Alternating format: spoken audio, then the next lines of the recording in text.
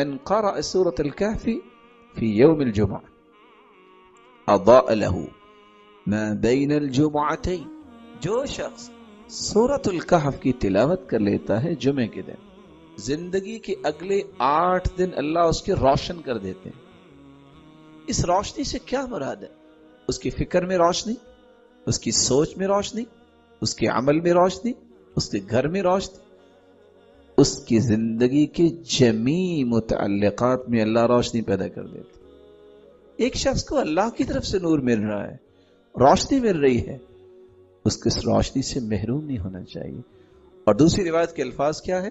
سورۃ الکہف پڑھنے والا اللہ رب العزت 10 دن کے گناہ معاف فرما دیتے ہیں.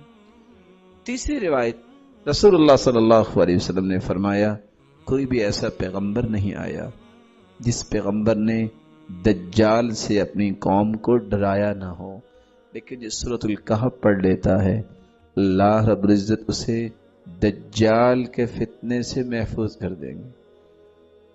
اس حدیث کی روشنی میں انسان یہ کہہ سکتا ہے کہ اتنا بڑا دجال جس کے فتنے کے سامنے کوئی ٹک نہیں سکے گا، اس سے اگر اللہ محفوظ فرما دے گا تو وہ کیوں نہیں یہ سمجھتا کہ چھوٹے چھوٹے دجال جو اچھلتے ابلتے نظر آتے ہیں اللہ ان کے غلط نظریات سے بھی تو حفاظت فرمائے گا.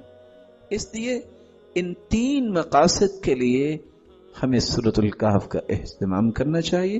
سب سے پہلا مقصد کہ میری زندگی میں روشنی آ جائے، میری سوچیں نکھر آئیں اور میری زندگی میں نور پیدا ہو جائے.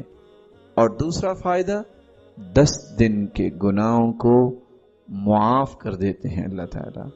اور تیسرا فائدہ ہر قسم کے دجل سے اللہ رب العزت محفوظ فرما لیتے ہیں.